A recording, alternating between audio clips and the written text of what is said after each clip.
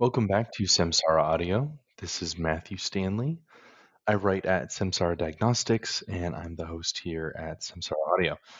Today, I have the pleasure of having Dimitri on. I met Dimitri through the philosophy portal community led by Cadell Last. He is a close reader of texts. That's one thing that I really appreciate about Dimitri. He writes in a Spartan and uncommonly clear style, in my opinion. I really appreciate that about him. He forgoes the typical flourishes of the academic and chooses to simply speak what he thinks, which I think is an important quality in an individual. So, welcome, Dimitri. Glad to have you here. Thanks for having me. I read your recent piece, How to Regrow the Soul's Wings. I've also read a few of your past pieces that you've been putting out, and before we get into how to regrow the soul's wings on Hegel and Plato's Phaedrus, I noticed that there's a progression going on with your pieces. You seem to post infrequently, but sort of a longer form, more quality piece. That just seems to be your style. It seems to work for you, which is awesome. I've read your The Birth of the Spirit Child, and then you put out the work of love. You put out The Eye is a Funny Circle, and now we have How to Regrow the Soul's Wings. There seems to be this progression of ideas. I'm wondering if you could draw it out for us. What path have you been exploring, and where is your material coming from as you're writing? Okay, yeah, that's a great question. I think the first piece I wrote on Substack was called Spiritual Practice, the Forward Return to the Self, and also the Dialectic of the Eye. Those were the first two pieces I wrote. And that was back last year when I really started diving more deeply into Hegel's phenomenology of spirit and trying to personalize the method, Hegel's method. I wrote also a paper called Hegelian Tantra, Edging the Absolute.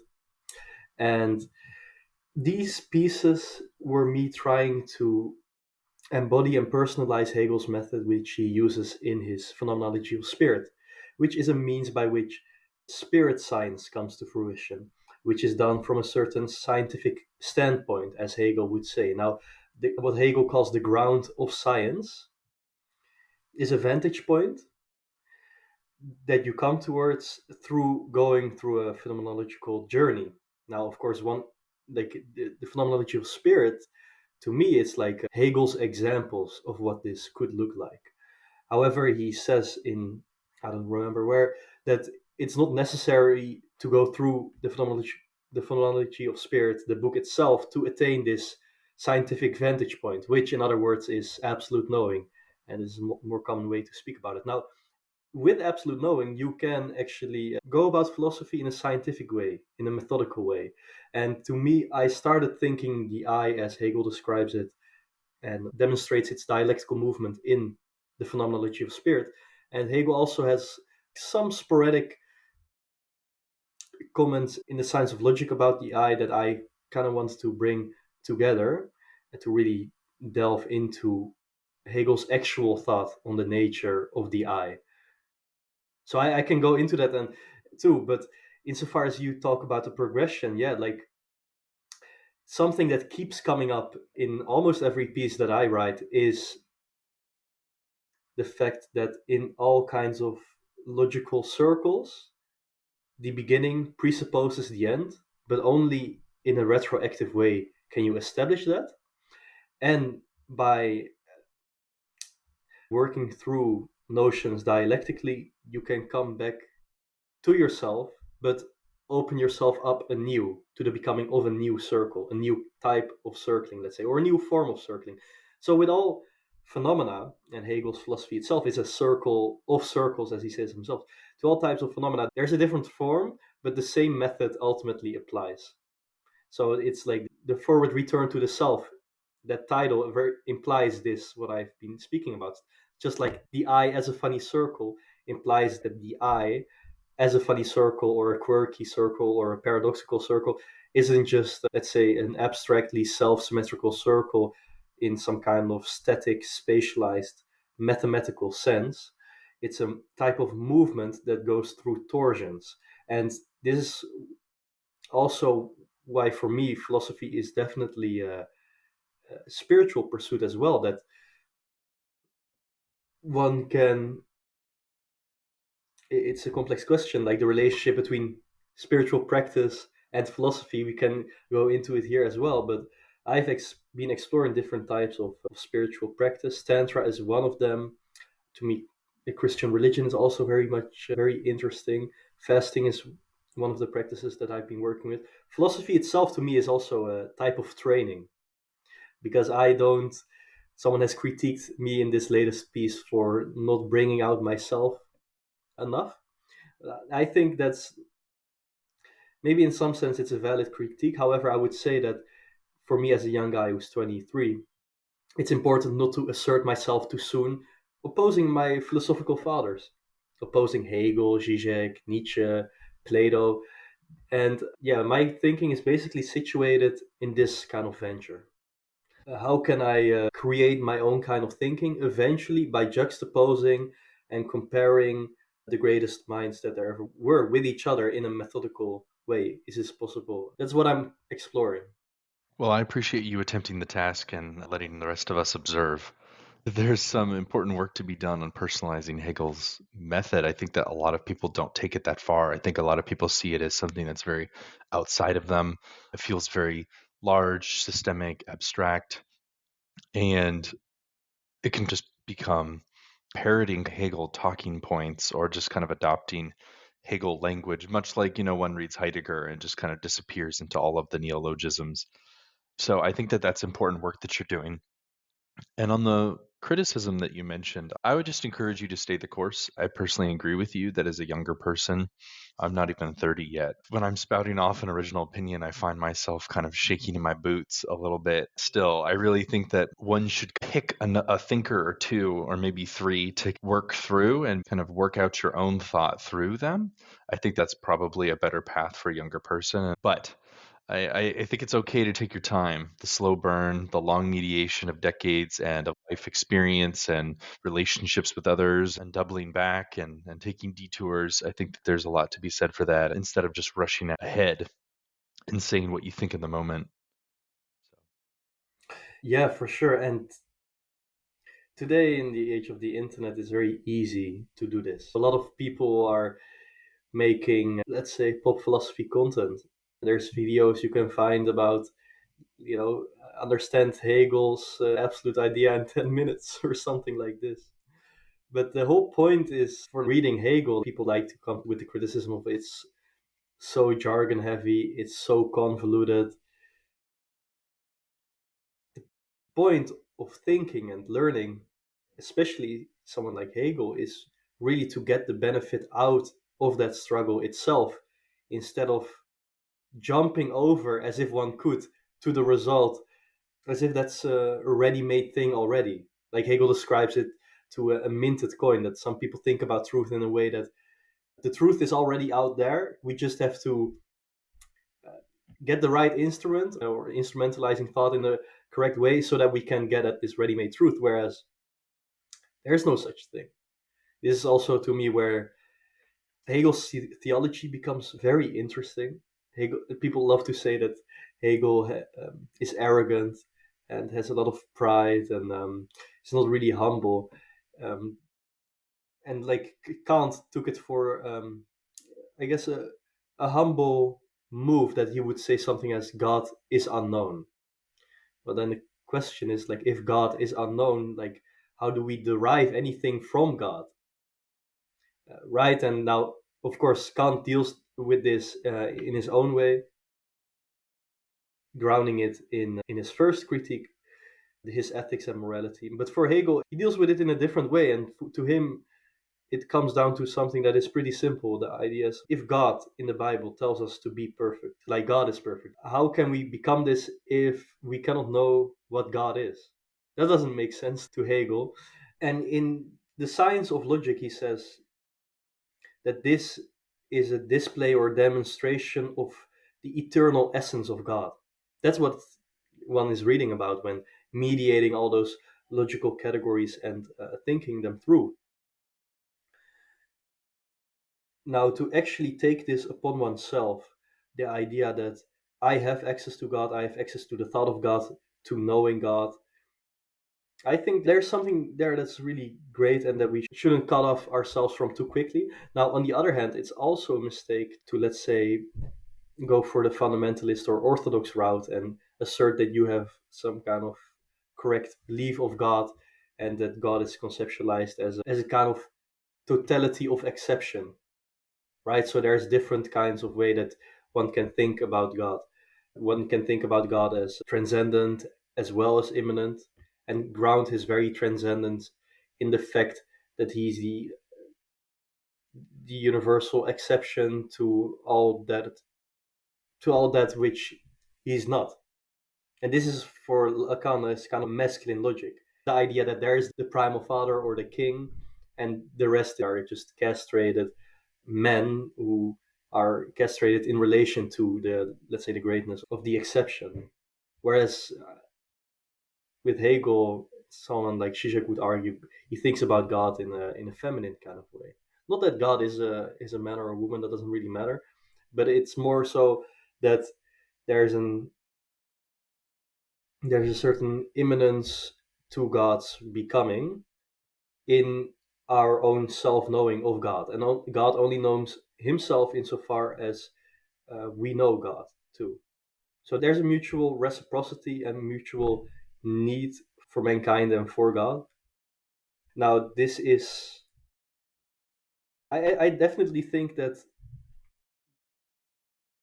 the death of God or like secular philosophical thinking loses something by not letting itself have access to thinking these things through.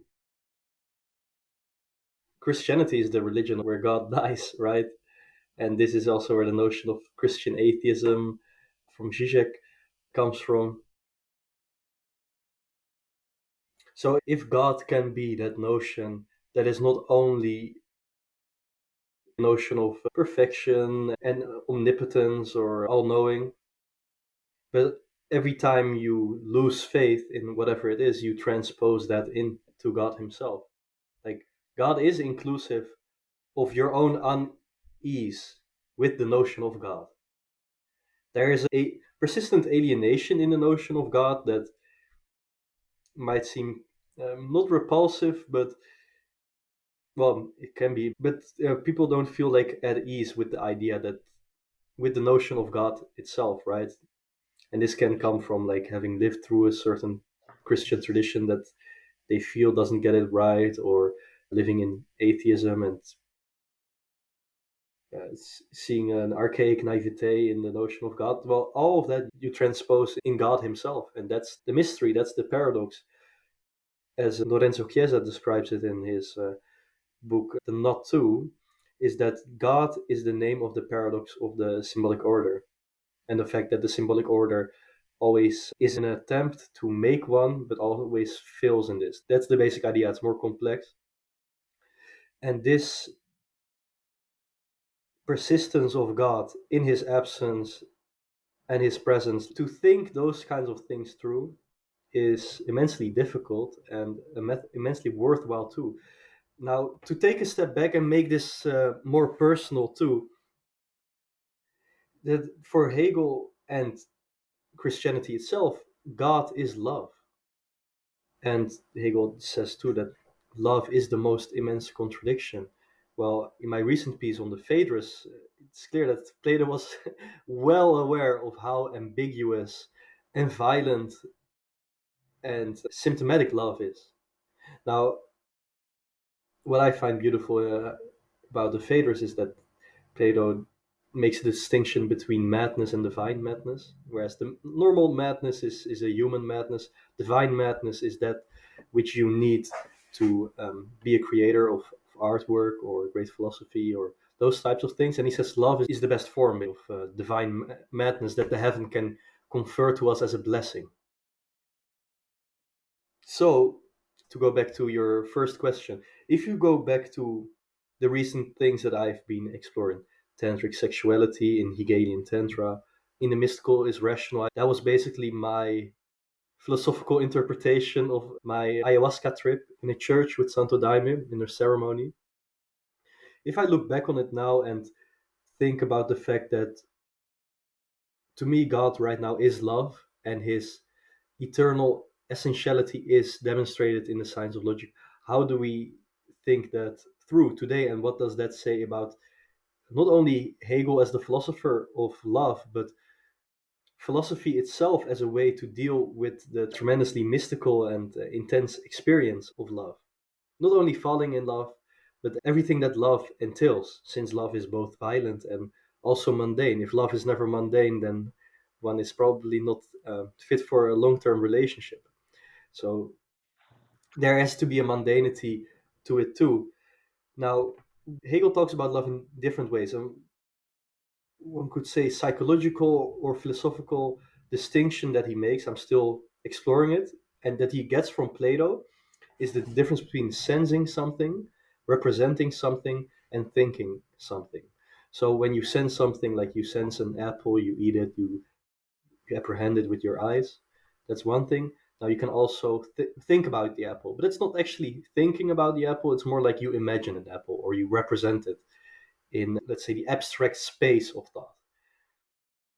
And then there's thinking the apple. Well, as soon as you think the apple, it's basically gone, because it's kind of like the previous thought, or it's like you can think about it in the way that it's a finite entity. It's just, it's an apple is an apple, and then it perishes and it's not an apple anymore.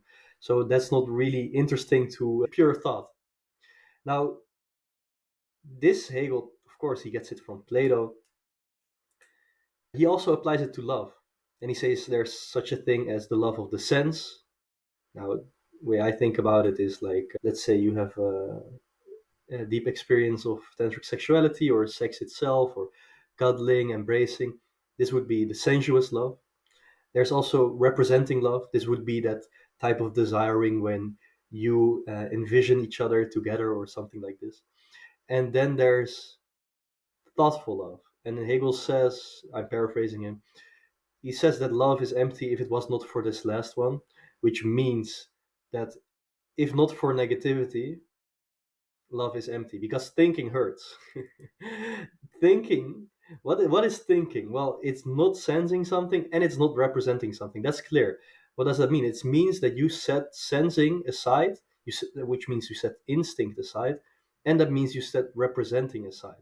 So first of all, you don't have the edification, or let's say the seeming edification of instinct or sensing something, like you would have when you're eating something. You know what you're doing, you're eating it and you're enjoying the plate.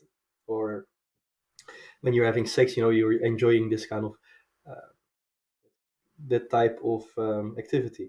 Now, when you're representing something, you have a seeming edification in the fact that you can picture something. If I am talking about a concept and you don't know what I'm talking about, and I say, well, picture this, then you're like, aha, okay, now I can see it in front of me, right? In thinking, you don't have neither of these.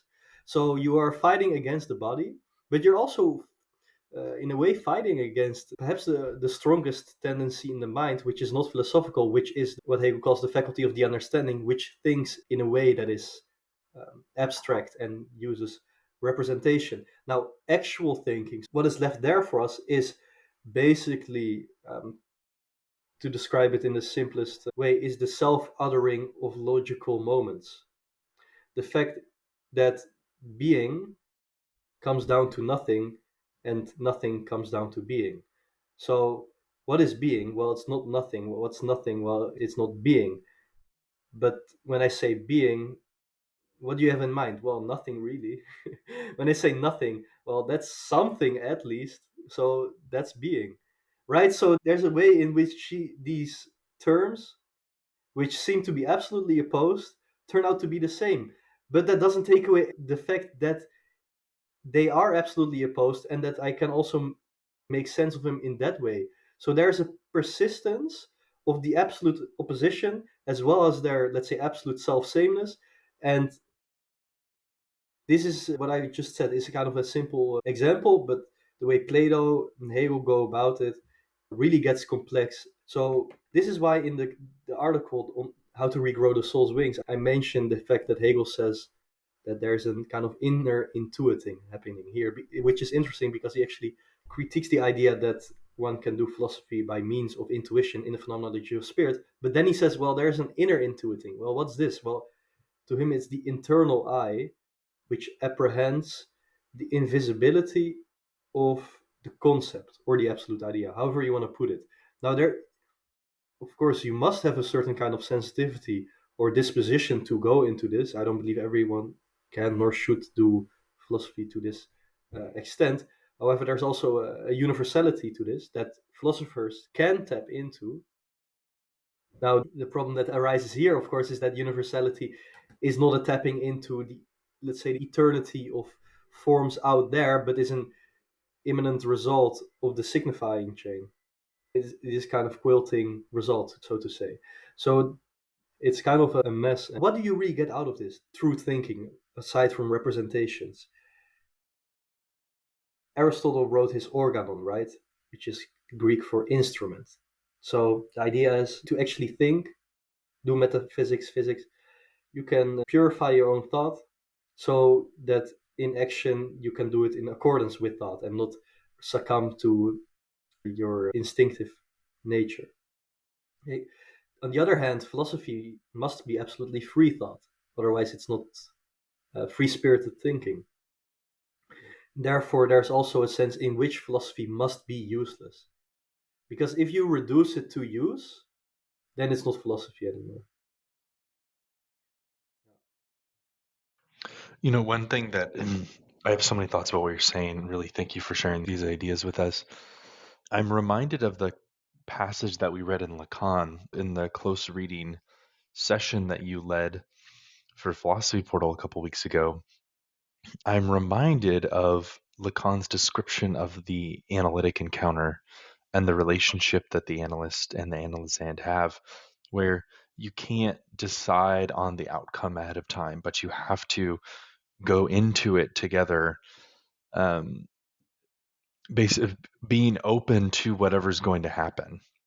Basically, you can't decide, okay, this is the pathology. We have some sort of vision of health and where we want to be on the other side. That might be kind of like the understanding, for instance. The understanding has an objective and it's trying to get there and it has this set of cognitive tools. Whereas the analytic encounter is more about, I want to understand the problem better.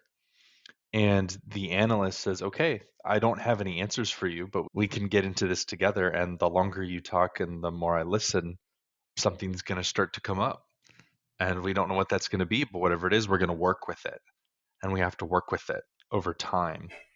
And so I kind of see this connection between Hegel's journey that spirit goes through on the way to absolute knowing is like an analysis session where spirit is kind of going on this journey that it doesn't fully know where it's going to go, and a lot of things are cropping up and it's othering itself and exploring different parts of itself and different ways that it could speak about itself. And along the way it starts to build a relationship with the opposites that are also just as constitutive of what it is. How we think about this in relation to Lacan, there's a lot of different threads here. Obviously, Lacan does a reading of the Symposium. Maybe there's a reading of the soul as maybe like object that I can see kind of a reading there. But there's also this distinction between knowledge and truth that you're kind of bringing out, Yeah, and that Hegel also is yeah. bringing out too a little bit. And I think Lacan is, especially in these early pieces that we're reading, he's pressing on that distinction between knowledge and truth. So I think there's a lot of fruitfulness to be had in reading Lacan and Hegel together in this way. And I'm wondering, does that come out in your piece? How is that coming out in your own thought right now? Yes, the distinction between knowledge and truth. There's definitely different ways you can go about this, but one entry point here is to think about the fact that knowledge has a presupposition. Like, let's say, to enter into the activity of seeking knowledge or having knowledge presupposes truth, which means there is a presupposition that knowledge and truth can be unified. Now, we are cut off from the truth. That's also a presupposition, otherwise, we wouldn't be on that very seeking. And in this article, I kind of play around with the fact that in contemplative comprehension of the truth, there is both a distinguishing and a unification of knowledge and truth, which comes out in different moments. Now, the idea of the soul losing its wings and thereby being born as a human being and then regrowing them is is a funny mythical exploration. Like Plato says something through the mouthpiece of Socrates that it will take for normal people like 10,000 years to regrow their souls, but philosophers can do it, fortunately, within 3,000 years. And then he says, well, if they want to do it, they basically have to live the life of the philosopher successively 3 times. So if you live it 3 times, but it's not successively, and you die in between, and then you chose another life, it doesn't work out. You must do it in this way. And to me, that's so funny because it's like a question comes up like, what does he really mean by that? And what the hell does it mean to regrow the souls again, right? The fact that Plato talks about the invisibility of this realm of the gods, to me, really confirms the way Zizek goes about Plato, which is that Zizek says that this eternal beyond that Plato posits, Plato knew that it wasn't really like, let's say, an actual pantheon of persons sitting there up in the heavens. Plato was well aware of it. Now, if you take the Gorgias, which he wrote way before the Phaedrus, he does actually base the idea that you must let someone else do bad to you because it's less bad than doing something bad to them. And then he grounds it in the eternity of the beyond, right? Because there's a basic pagan transaction that goes here. Like if you do bad to someone else, well, you'll have to see how the gods will think about this. So there's a way in which Plato does like using myths as a reference point. Now, in the way he goes about it in the Gorgias, it's not very convincing or interesting to me, but the idea of the soul having wings. And then he goes into these deep tangents about, actually, I didn't go into it in my article, but he says something like, yeah, the soul used to be feathered all over, and the entire surface of the soul has feathers. I don't really know what he's on about there, but the idea that, when you fall in love, you have this mystical experience, and then your soul basically starts being flooded by the emanation of the beauty of the other. So this flood actually makes the soul wet, and this clears up the drought. So then there's little feathers that come up again. It's a very crazy image. But to me, this notion of a soul that has fully regrown its wings has a lot of similarity to the notion of Zarathustra's overman or Hegel's absolute knowing. So it's not necessarily this idea of, okay, when are they going to get regrown and then it's all going to be fine. It's a persistent kind of notion that's intrinsically contradictory. Because, like, take the notion of the overman. If you would read the notion of the overman in just the way that it is something that is beyond and that we're always striving towards and failing to strive towards and trying to go down to self overcome towards this notion, then it's a ridiculous notion, right? Then it doesn't really have philosophical interest, but it's in the richness of its ambiguity in the present where it becomes more interesting to me. So there's definitely moments in my life that one feels like one's soul is winged. If you know what I'm talking about. Like moments of bliss, like listening to great music, dancing, these kinds of things. So that's where the notion comes for me. And eventually I'll probably relinquish whatever that metaphor means to me. What I'm trying to do in these long form articles is to see what are the psychological presuppositions of Hegel's metaphysics that he bases on Plato, and what can we do with Lacan's idea of jouissance to perhaps see the limits of Hegel therein. Now, I know Zizek writes about it. I'm trying to go about it in my own way by reading as much as I can of all of them. And so Plato is definitely massively important to that type of exploration. So that's one side of it. Another side of it is the fact that Plato has this notion of love, that love has to go along with the pursuit of wisdom. Now, there's a deep similarity here between what Plato says, on the one hand, that love has to make the soul ascend and take off in flight, And what Hegel said before about love having to be thoughtful, in other words, like love has to be spiritual. So the way Hegel thinks about spirit is that spirit is language. Like the actuality of spirit is language, and spirit is thought. Spirit is at least thoughtful. So I believe it's in the philosophy of spirit that Hegel compares it to different social classes. So if someone from a lower class who's not educated, let's say in a spiritual way, goes with someone who is cultivated culturally, then it will not work out. That's what Hegel says. He says the love will not become true. Now, Zizek turns this around in a very weird way. He says, no, love is earthly. It's not about this beyond and the heavens and this kind of spiritual ascent. You have to go through the end, through the object, like through matter.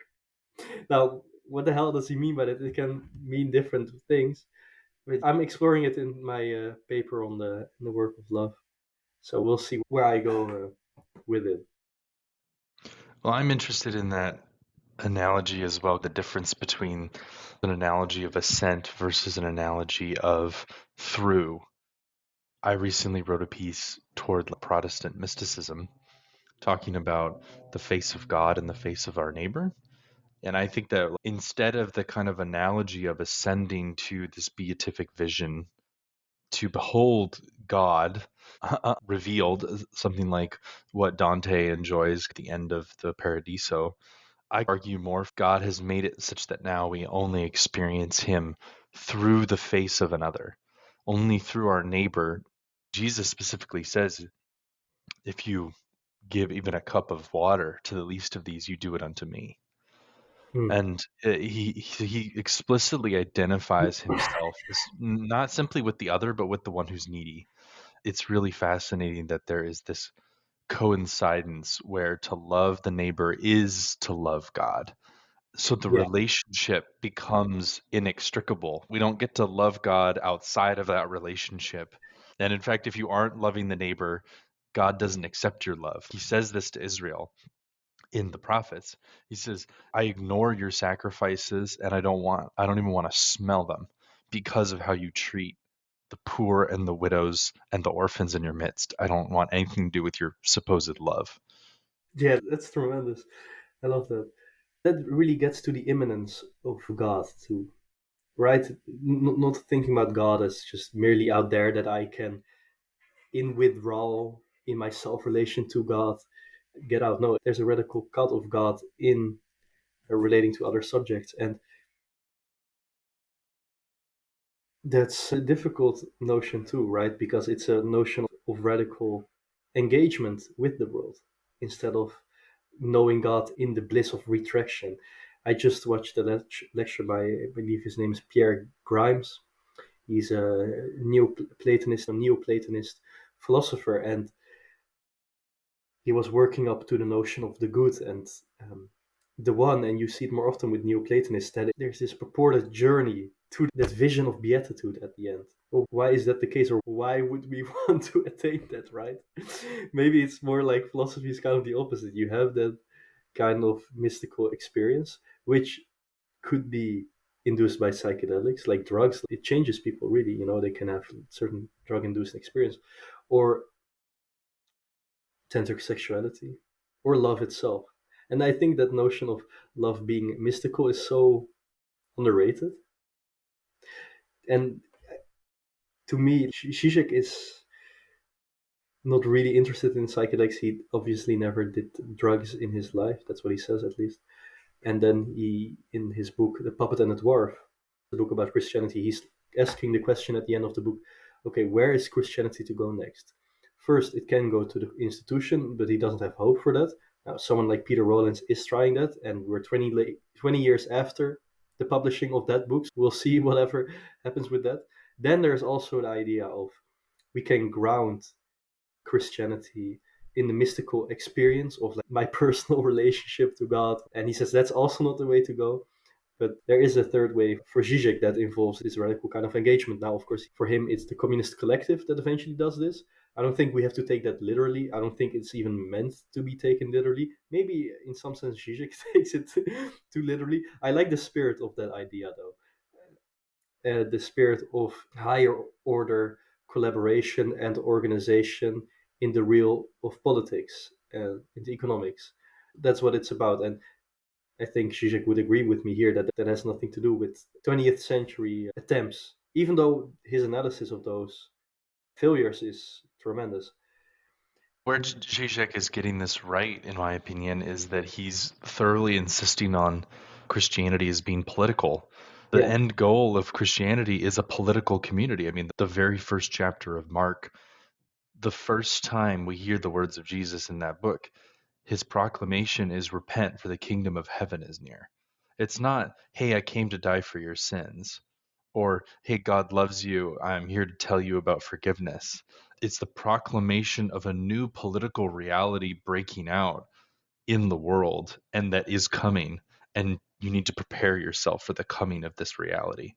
And so I agree with Zizek, and I appreciate that he insists on this, that um, he takes the book of Acts seriously, where the Spirit falls, and the first thing that the people do is they immediately form a community where they sell all things, share things in common, where they're taking the Eucharist, where they are caring for each other, they're learning together, they're worshiping.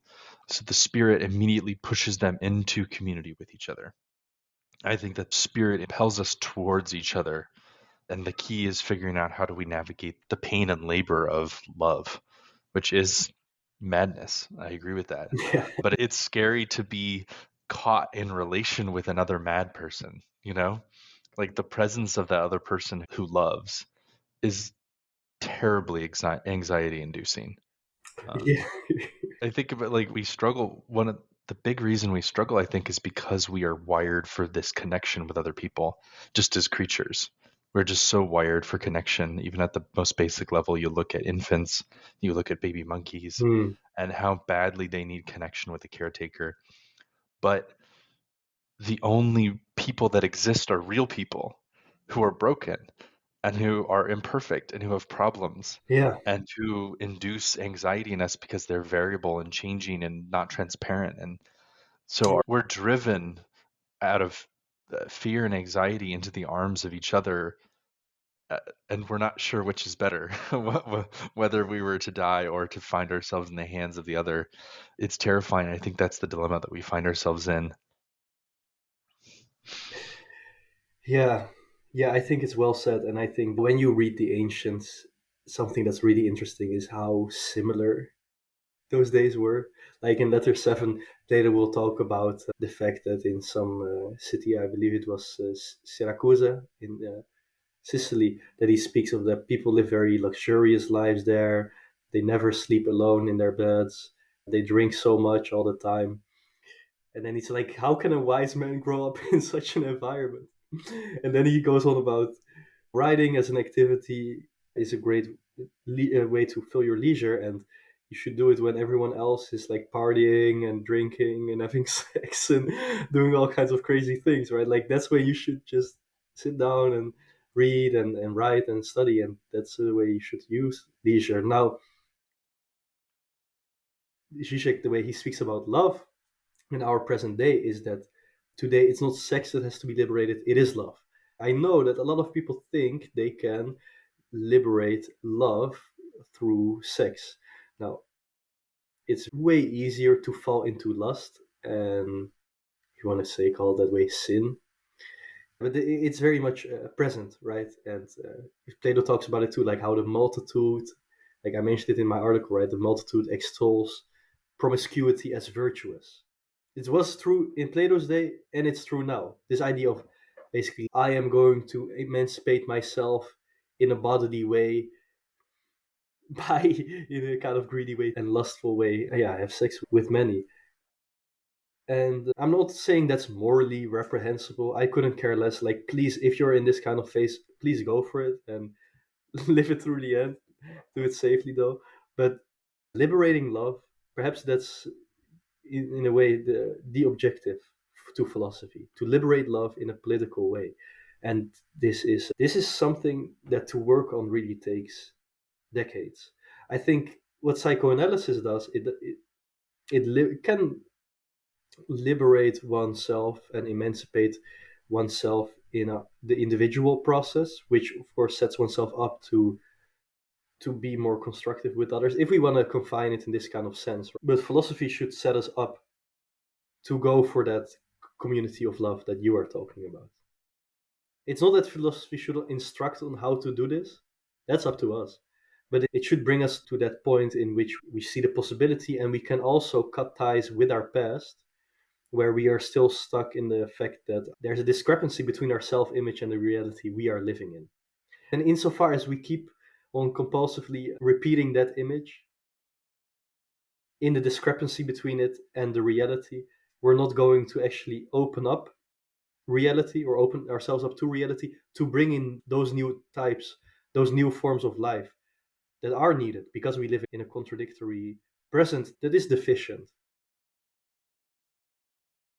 And this is where the nature of reconciliation comes forward to me. And this is also why philosophy to me is not an academic pursuit, but it's friendship that is so important. Like, if one is an academic philosopher or not doesn't really matter to me. It's like, what do you have to say about things like this? Love, friendship, politics.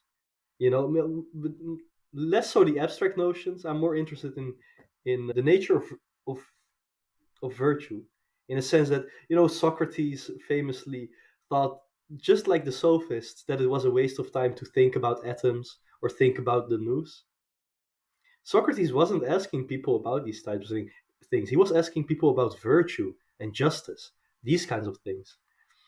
I don't think metaphysical exploration is senseless or useless like Socrates. I guess I'm more leaning to Plato himself here. But No, but I see your point. I think you're pointing out that Socrates didn't start from metaphysical questions. yeah, He began from the standpoint of lived experience, of experiencing the contradiction of what does it mean to love. And that led him to ask some higher order questions. But the goal was always in service of understanding how to live. and this is also the thing, right? That Socrates said, the only thing I know is that I don't know anything. But for him, he wanted to bring people to this knowing, which I guess Hegel developed to the extent that we call it absolute knowing. Socrates wanted to bring people to absolute knowing, to this process of refutation, which is a process of purification, so that we can actually start to build something. That's what people never say when they say, "Oh, yeah, Socrates said I know that I don't know anything." Well, yes, that's true, but that's the starting point. That's not the end point. He wanted to bring people to that starting point, just like absolute knowing is. I think it's the starting point that's the hardest. I think that's why there's so much like circling around it. I think about what I mentioned earlier about Jesus saying, repent for the kingdom of heaven is here. There's this interesting problem with like, how does repentance work? How do you turn your back on an old way? How do you affect a radical change when you need to have already been changed to have the desire to change? There's this loop that we've talked about. And so Yeah. I think a lot of the really interesting work is around how do we change? How do we get to that point where we can change? And what is that state? Not the set of beliefs, not the intellectual commitments. What is that state where we are ready to change and to release ourselves into that process of becoming, which is very scary. But how do we get to that point? I think you're wrestling with that question. If I'm wrong, but it Yeah, sounds yeah, no, to me for like sure. you Yeah, I want to think find that place. that's a great way of putting it. I am struggling with that question. I also have in the back of my mind the fact that philosophy is not in the business to instruct on that change. Philosophy cannot say anything about the future. Religion does, and that's also what can be great about religion. Philosophy does not, and it should not do this. It should have the job of reconciling us to that present so that we can perceive the discrepancy in a different way. But just like I wrote in my article, to perceive it means to see something that is invisible, which is also why it's very hard for a lot of people to do what actually is, just like it is for philosophers, right?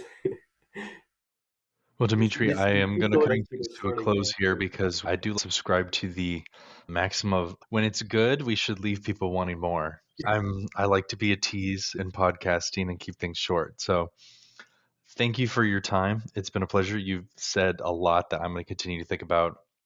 Did you have any final words that you wanted to share before we kind of bring things to a close here? Well, it's been a delight talking to you. I'm really grateful to be here. So thanks for all of that. And thanks Of for course. being my friend and exploring all these topics together with me, being on this journey. You're welcome. I'm blessed. I'm thankful to have a friend like you, Dimitri. I'm thankful that I can call you my friend and that we can just work on these things together over time as we're on a journey. I will link your Substack in the description. But to everybody, this has been Samsara Audio. You can go to samsaradiagnostics.clinic and sign up for my weekly newsletter there, or you can just follow or review me on any major podcast platform. I would really appreciate it. May you see what is invisible, and may you liberate love politically. Thanks, everybody. Bye bye.